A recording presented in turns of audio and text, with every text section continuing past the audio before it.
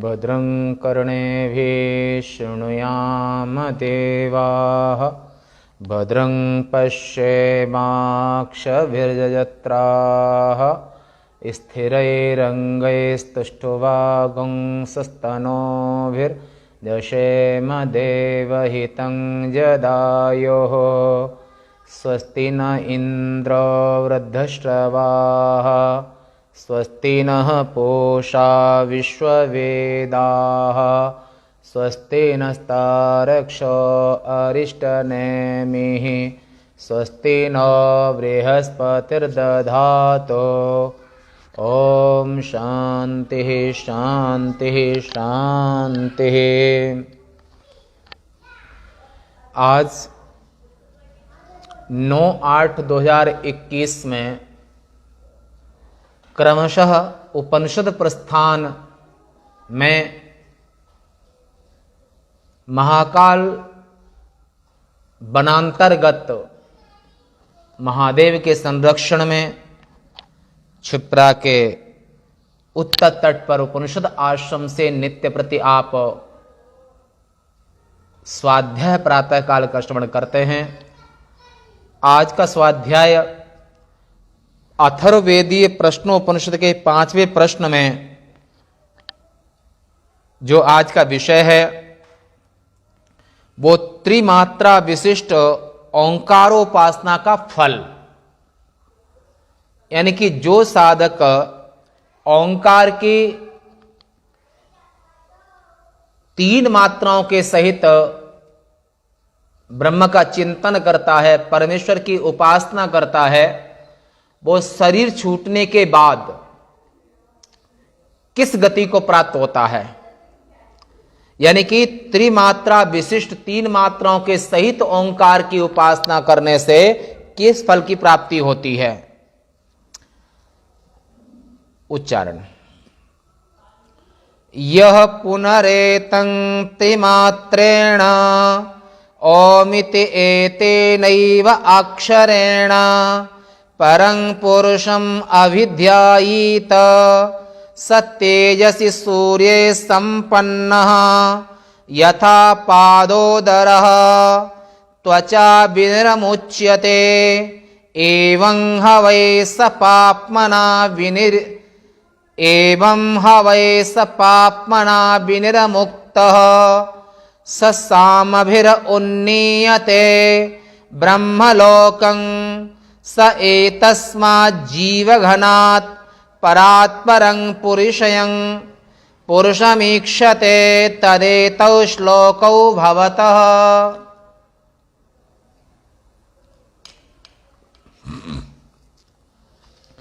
यह पुनरेतं त्रिमात्रेण ओमिति एतेनैव अक्षरेण परं पुरुषं अभिध्यायीत सत्तेजसि सूर्ये संपन्नः यथा पादोदरः त्वचा विनिर्मुच्यते एवं हवै सपाप्मना विनिर्मुक्तः ससामभिरुन्नीयते ब्रह्मलोकं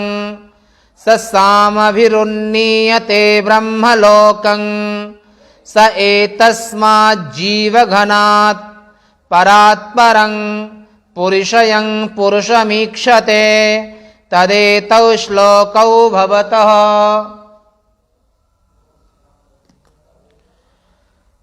अथर्ववेद की श्रुति के अनुसार आप प्रश्नोपनिषद में 5वें मंत्र में श्रवण कर रहे हैं। जो कोई भी उपासक और ओंकार की उपासना करेगा तो विरक्त तो होगा ही, विवेक वैराग्यवान तो होगा ही ओंकार की उपासना करने वाला। तो ऐसा जो ओंकार की 3 मात्रा विशिष्ट आ ओ मा, आ माने विराट, ओ माने हिरण्यगर्भ, मा माने सूत्रात्मा,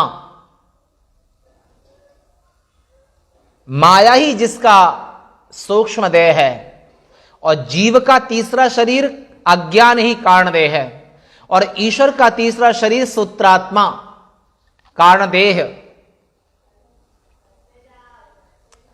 तो ऐसे यहां पर ओंकार की, ऐसे ही जीव के अंदर में, जीव में विश्व तेजस प्राज्ञ, वहां पर ईश्वर में उपासना 3 मात्राओं की ये अभिन्न है। तो आकार, विराट और विश्व, ये तीनों अभिन्न हैं। ओकार माने आकार और विराट, आकार विराट और विश्व, विश्व माने ये जागृत अवस्था का अभिमानी देवता जीव कोटि में स्थूल देह है। उधर ईश्वर का विराट स्थूल देह है, इधर जीव का स्थूल, उधर अकारो वही सर्वावाक, संपूर्ण वांग्मय में आकार की अनुवृत्ति सब में आती है। अकारो वही सर्वावाक, और आकार की उपासना का फल है मृत्युलोक, यानी पृथ्वी लोक में वो महान योनि को प्राप्त करता है। उत्तम ब्राह्मण आदिक उत्तम वंश में ज्ञानी, वेदनिष्ठा, याज्ञिक, स्वयं शास्त्र में निष्ठा। उकार मात्रा से स्वर्गं जयति, उकार मात्रा स्वर्ग ले जाती है। इसमें न पत्नी, न पुत्र, न धन दौलत, ये भी कुछ नहीं। जो नैष्ठिक ब्रह्मचारी और सन्यासी ओंकार का ध्यान करते हैं, ओंकार की उपासना करते हैं, ओंकार का ज्ञान करते हैं, और इस ओंकार की उपासना रूपी तपस्या के प्रभाव से तो बिना किसी यज्ञादिक के भी वो अपने तप के प्रभाव से स्वर्गादिक लोकों को जीत लेते हैं। जे तप कर सुर लोक सिधारत, भोगन की तिन कहूं नहीं इच्छा। ऐसे जो नैष्ठिक ब्रह्मचारी, सन्यासी, तपस्वी, वानप्रस्थी जो परमात्मा की उपासना मनसा ब्रह्म अन्विष्टव्य, मन से ब्रह्म की उपासना करते हैं, तो द्वितीय मात्रा यानी कि हिरण्यगर्भ तेजस जीव कोटि में, और उधर में उकार, फल क्या होगा उकार मात्रा का? स्वर्गं जयते, वो मरने के बाद स्वर्ग लोक को प्राप्त करता है, और स्वर्ग लोक में बहुत हजारों वर्षों तक उस ओंकार की उपासना से जन्य पुण्य का भोग करते हुए इंद्र के लोक में, इंद्र के साथ में फिर पुनः मृत्यु लोक में जन्म होता है। तृतीय मात्रा जो आज विचार है, तृतीय मात्रा उधर माया यानी कि सूत्रात्मा, इधर में अविद्या यानी कि जीव का तृतीय देह, कारण देह यानी कि अज्ञान ही कारण शरीर है। उधर में मकार, तो जो मकार के तीनों की एकता करता हुआ, जिसको अहंग्रह उपासना भी कह सकते हैं, बहुत सूक्ष्म में जाएंगे तो, और ये विज्ञान गुरुदेव के पास में फेस टू फेस साधना है, समझना चाहिए। यहां पर और सूक्ष्म विज्ञान है, वो श्रोत्रिय ब्रह्मनिष्ठ संत के चरणों में शरणागत होकर के और उनसे गुरु बुद्धि से, उनको गुरु बनाकर गुरु बुद्धि से, गुरु भावना से उनसे फेस टू फेस साधना, मतलब आमने सामने बैठ के विशेष साधना समझना चाहिए। बहुत सारी चीजें वो यहां पर नहीं बता सकते हैं, जो परंपरा से ही प्राप्त होता है। गुरु शिष्य की परंपरा जो है उसी से प्राप्त होता है। विशेष साधना कैसे प्रैक्टिकल में करना चाहिए ना।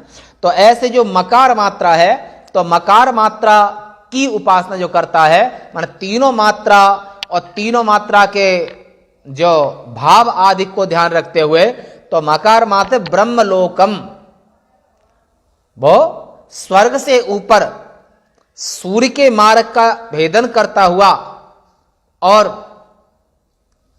ऊपर के जो 4 लोक है, महर, जनः, तपः और सत्य, ये 4 लोकों का नाम ब्रह्मलोक है।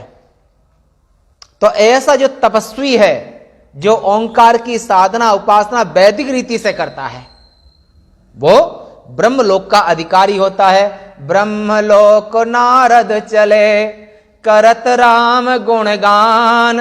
पर्वत मुनि नारद के मित्र हैं, सनकादिक और भी सिद्धजन जो ऐसे ओंकार की वैदिक रीति से उपासना करके और ब्रह्मलोक जा भी सकते हैं, ब्रह्मलोक से पृथ्वी आदि लोकों में भ्रमण भी कर सकते हैं, आ सकते हैं, फिर जा सकते हैं, उनको माया कभी बंधन नहीं करती है।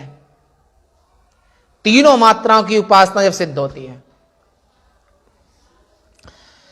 तो ओम इस अक्षर द्वारा इस परम पुरुष की उपासना मुपैति दिव्यम, ऐसे परम पुरुष की उपासना वह तेजोमय सूर्यलोक को प्राप्त होता है जब यह जीवात्मा उपासक शरीर छोड़ता है। जैसे यहां पर इस शरीर को महाकाल रहते रहते वन में 13 वर्ष हो गए लगभग, परंतु आश्रम का नाम भी उपनिषद आश्रम, ट्रस्ट का नाम भी उपनिषद साधना लोकन्यास। मन, वाणी और कर्म एक ही उपासना है, उपनिषद आराधना। और उपनिषद माने ज्ञान कांड जिसे कहते हैं, चारों वेदों का 4% भाग का नाम उपनिषद है।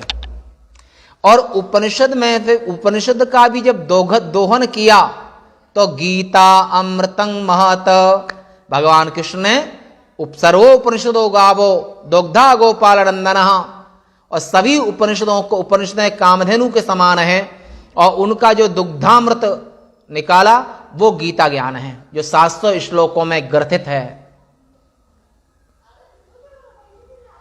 तो ऐसे उपासना, यहां उपासना की, वहां उपासना की, ऐसे अखंड व्रतों को लेकर के और गंगा के तट पर, नर्मदा के तट पर, महाकाल वन में या फिर काशी में या फिर कहीं दिव्य क्षेत्र में रह करके जो साधक जीवन भर ओंकार की उपासना करता है, मरते दम तक करता है, जब तक आसुप्तेरामृतम कालम, जब तक श्वास और जब तक मृत्यु न हो जाए। तो ऐसा साधक जीते जी तुमको लगता है कि वो हमारे जैसे खाते हैं, पीते हैं, चलते फिरते सब हैं, मिलते हैं, जुलते हैं, उनके दोस्त भी हैं, दुश्मन, ऐसा भी लग सकता है। परंतु उन संतों का हृदय उसकी संसारी व्यक्ति कल्पना भी नहीं कर सकता है, क्योंकि उनके मन को, उनकी बुद्धि को, उनके हार्ट हृदय की गहराइयों को संसारी व्यक्ति सोच भी नहीं सकता है। जिनका मनवा बड़ विशाल है, जिनका मन, जिनका हृदय समुद्र की गहराई से भी ज्यादा गहरा होता है, ऐसे संतों को और ऐसे जो वैदिक उपासना करते करते जीवन भर साधना करते हैं, तो वे मरने के बाद में ब्रह्म सायुज्यम, उनका तभी तक बंधन है जब तक शरीर है, प्रारब्ध है। और प्रारब्ध वेग से ही हर किसी जीव को अपने प्रारब्ध का फल भोगना पड़ता है। और आरब्धम पुष्यते बपुः, चाहे अज्ञानी हो या ज्ञानी हो, शरीर को किसी दिन सूखी रोटी मिली, किसी दिन मालपुआ, खीर, मिष्ठान मिले, तो इस शरीर का जिस दिन का जैसा प्रारब्ध है उसको वैसे ही भोग प्राप्त होते हैं। प्रिय मिलन वियोगो, कि हर शरीर का एक भोग काल होता है और उसके प्रारब्ध में जो है वो उसको अवश्य मिलेगा, उसको नहीं, हर जीव को प्राप्त होता है। इसलिए तस्मात् ज्ञानी नित्य मुक्त, ज्ञानी नित्य मुक्त होकर के, और शरीर का जैसा प्रारब्ध होता है, सुखम भवति यदि वा दुखम। कोई पूजा किया तो भी अपनी आत्मस्थिति में, कोई गाली दिया तब भी आत्मस्थिति में, तो संतों का मन अपनी आत्मस्थिति का परित्याग कभी नहीं करता है। और उसके जो स्वजन, परिजन, सेवक जन, तो ऐसे ज्ञानी संत की जो सेवा करता है वो उस संत के पुण्यों को ले लेता है।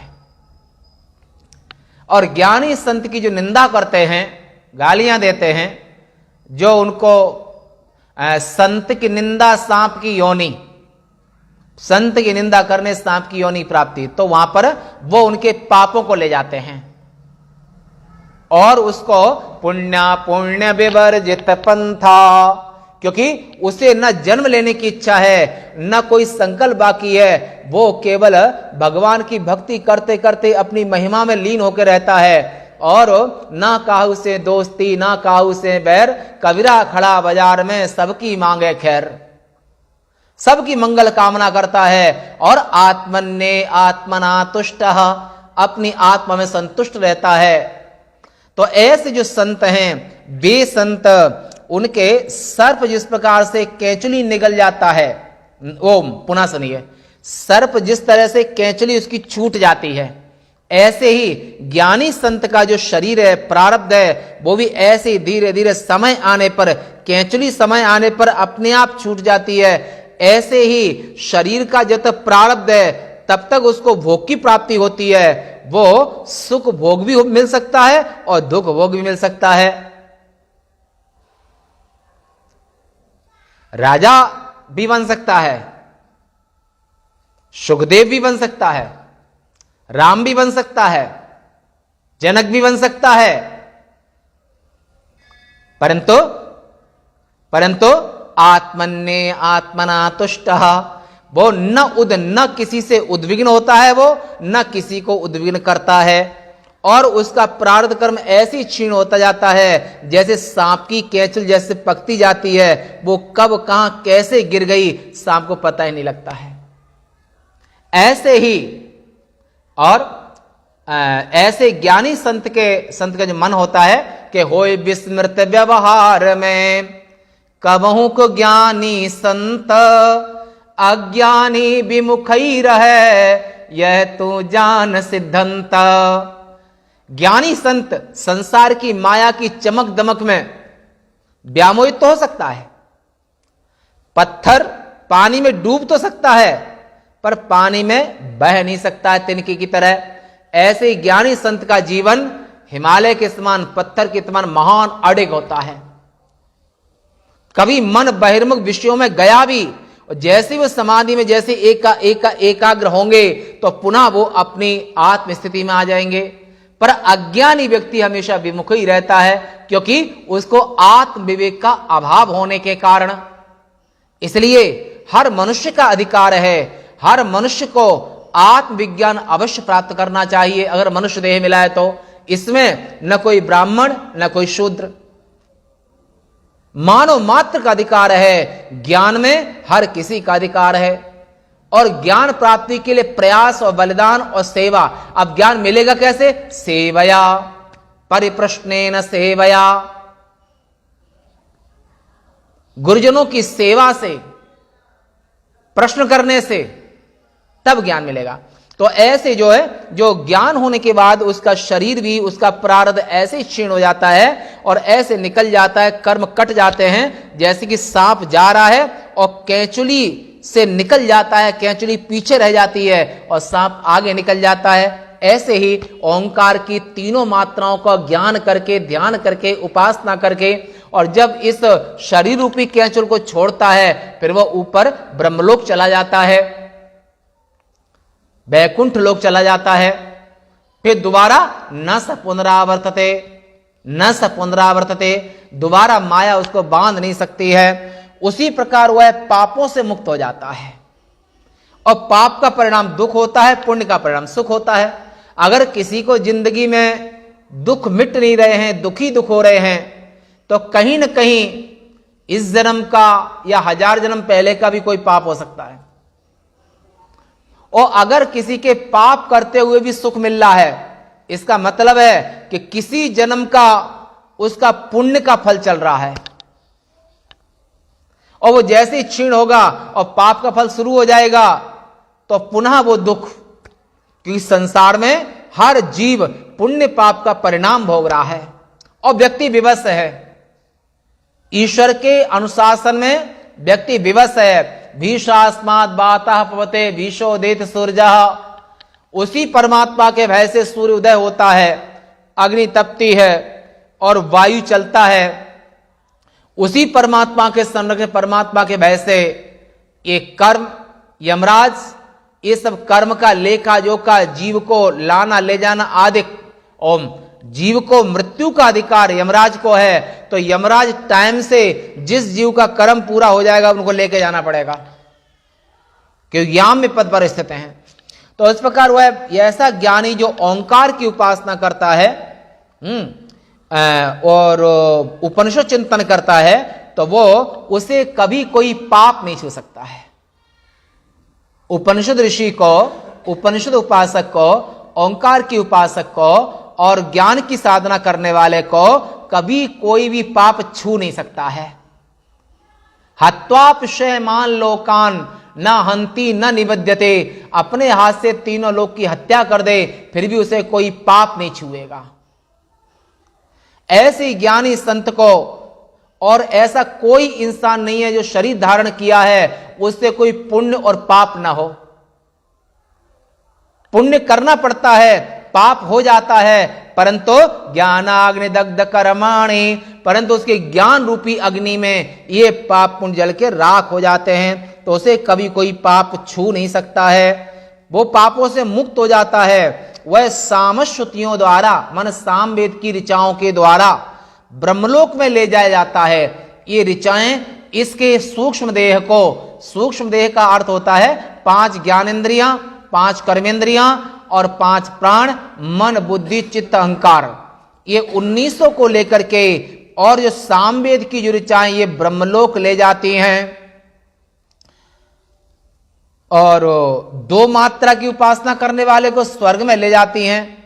वो यजुर्वेद की ऋचाएं स्वर्ग में ले जाती हैं।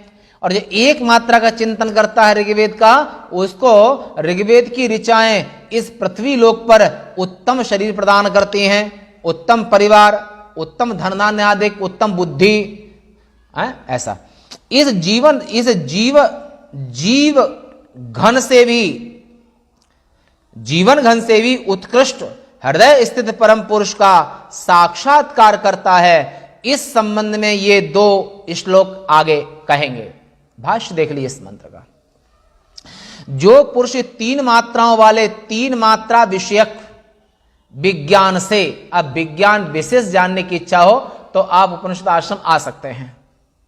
उपनिषद संबंधी कहीं भी कोई प्रश्नतंत्र, उपनिषद संबंधी कोई शंका होती है, प्रश्न होता है, कहीं मन उलझता है, तो आप उज्जैन उपनिषद आश्रम आ जाइए। यहां पर आपको सटीक शास्त्र प्रमाण के द्वारा हर समस्या का समाधान मिलेगा। आध्यात्मिक विषय कौन ले, आध्यात्मिक विषय, संसार का नहीं, आध्यात्मिक विषय। तो इस अक्षरात्मक प्रतीक रूप से पर अर्थात सूर्य मंडलांतर्गत पुरुष का चिंतन करता है वो साधक। ऐसा ब्रह्मनिष्ठ संत ओंकार की उपासना करता है और ओंकार के रूप में सूर्य मंडल में पुरुष है उसका चिंतन करता है, सूर्य मंडलांतर्गत पुरुष का चिंतन करता है। वह अब चिंतन कैसे करना चाहिए, इस सदगुरु के चरण शरणागत होकर के ही वो बताएंगे। उपदेक्षन्ति ते ज्ञानम,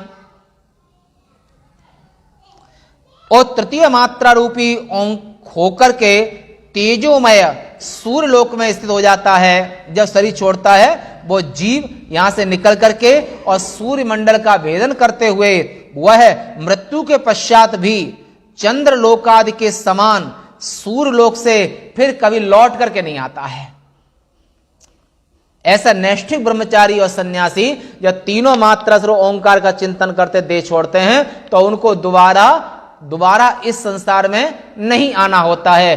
ब्रह्मसूत्र के 555वें सूत्र में 4थे अध्याय में न स पुनरावर्तते, न स उसका दोबारा आवर्तन नहीं होता है, बल्कि सूर्य में लीन हुआ ही स्थित रहता है। परंग च अपरंग ब्रह्म, परमात्मा वो पर ब्रह्म भी है और अपर ब्रह्म भी है। अपर ब्रह्म कार्यात्मकम प्राणाख्यम हिरण्यगर्भाख्यम अपर ब्रह्म। इस अवेद श्रुति द्वारा माने दोनों ही रूप में एक ही ओंकार है, एक ही परमेश्वर है। तो इस अवेद श्रुति के द्वारा ओंकार का प्रतीक रूप से आलम्बनत्व, प्रतीक, लोग कहते हैं कि जो प्रतीक, प्रतीक का अर्थ होता है इसमें भगवान विष्णु की फोटो छपी है, तो भगवान विष्णु का छाया चित्र है। पर छाया चित्र में देख करके जिनका छाया चित्र है उनका चिंतन करना। शिवलिंग में महादेव का चिंतन करना, गणेश जी की मूर्ति में गणेश जी का चिंतन करना, माता की मूर्ति में माता का चिंतन करना, सूर्य के रूप में ईश्वर का चिंतन करना। प्रतीक है, प्रतीक। सालग्राम शिला में विष्णु का चिंतन करना। जैसे शिवलिंग है उसमें हाथ पांव एक भी नहीं है, ऐसी सालग्राम शिला में न सिर है, न पैर है, न हाथ है, फिर भी सालग्राम शिला में, सालग्राम पत्थर में वहां पर भगवान विष्णु का पूजन होता है।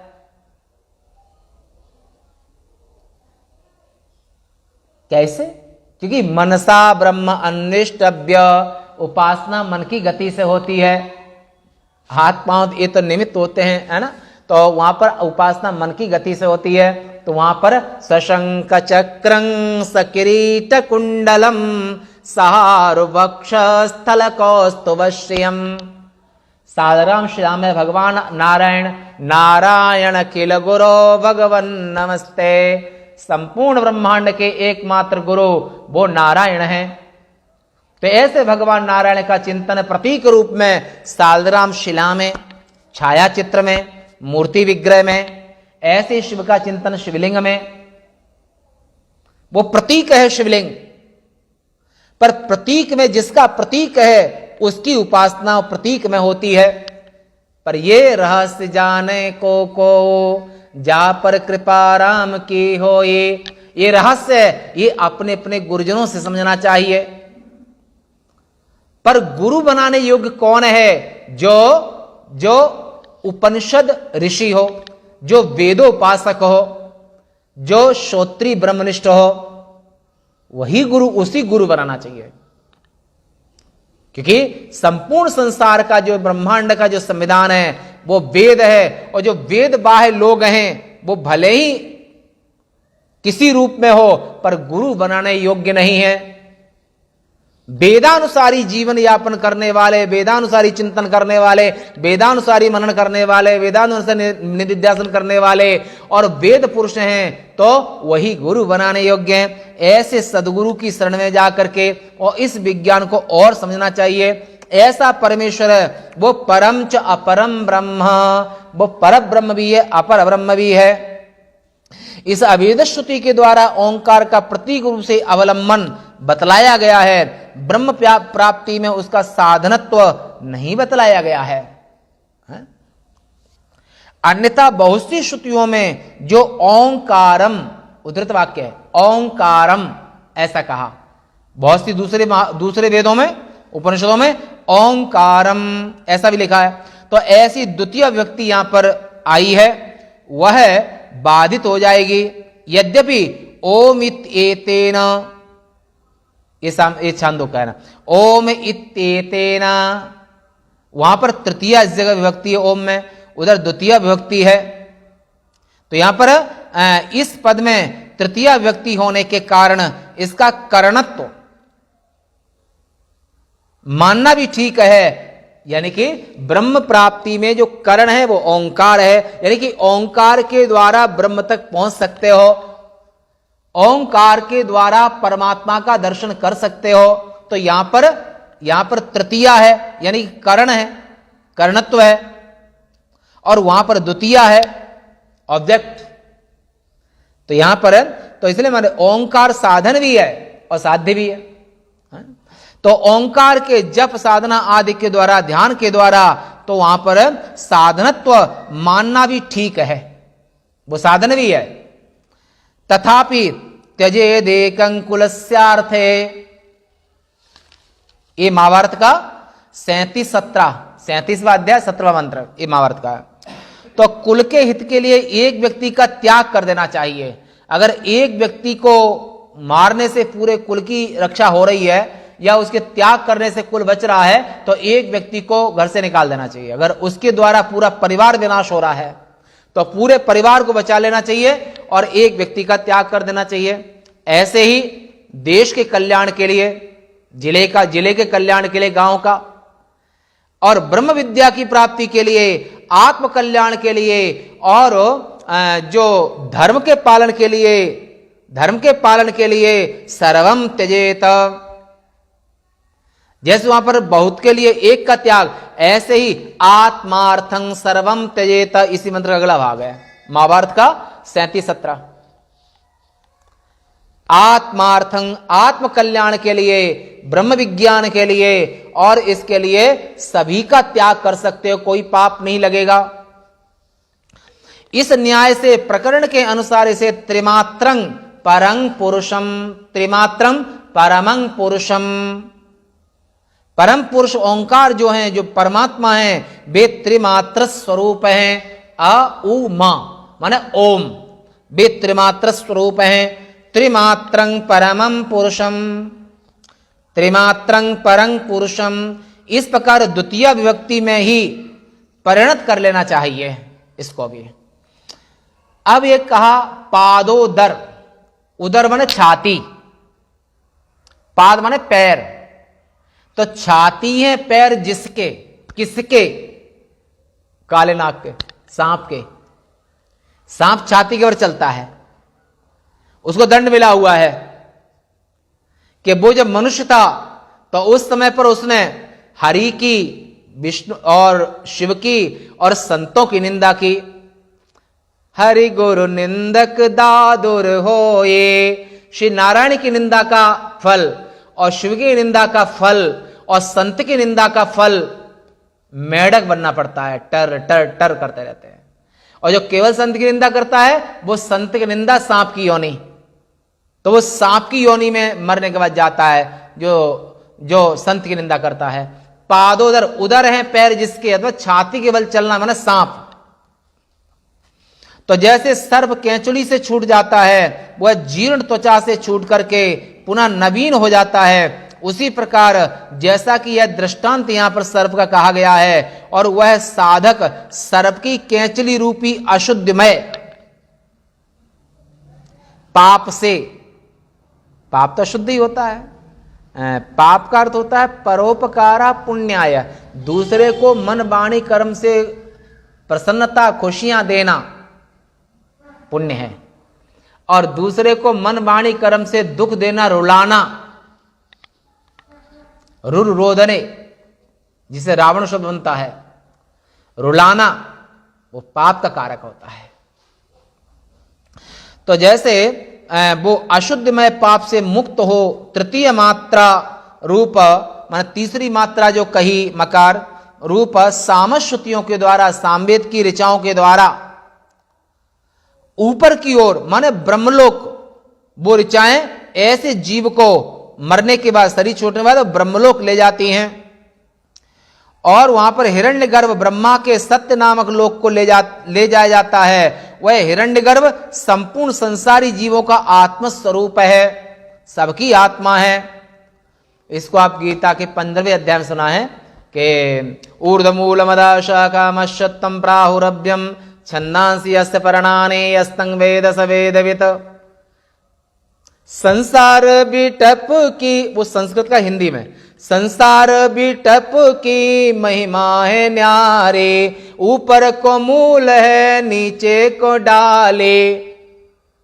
ब्रह्मलोक से संपूर्ण सृष्टि का विधान होता है, और ब्रह्मा जी सबके सृष्टिकर्ता, सबके पितामह हैं। तो ऐसे हिरण्यगर्भ में ही समस्त जीव संगत हैं, जुड़े हुए हैं, अतः वह जीव घन है। वह त्रिमात्र ओंकार का ज्ञाता और ध्यान करने वाला जो विद्वान है, तीनों मात्रा ज्ञान ध्यान करने वाला जो विद्वान है, इस उत्तम जीव घन स्वरूप हिरण्यगर्भ से भी श्रेष्ठ, निष्कल, निरुपाधिक, कि ब्रह्मा जी भी उपाधि वाले हैं, और उनसे विश्रेष्ठ निरुपाधिक ब्रह्म को प्राप्त होता है। पुरुष है, संपूर्ण शरीरों में अनुप्रविष्ट परमात्मा संज्ञक पुरुष को देखता है। इस उपर्युक्त अर्थ को ही प्रकाशित करने वाले आगे 2 मंत्र और हैं। आज यहीं तक। शंकरं शंकराचार्यं केशवं बादरायणं सूत्रभाष्य कृतौ वन्दे भगवन्तौ पुनः पुनः। ईश्वरो गुरुरात्मेति मूर्तिभेद विभागिने व्योमवद्व्याप्तदेहाय दक्षिणामूर्तये नमः। ओम शांति शांति शांति।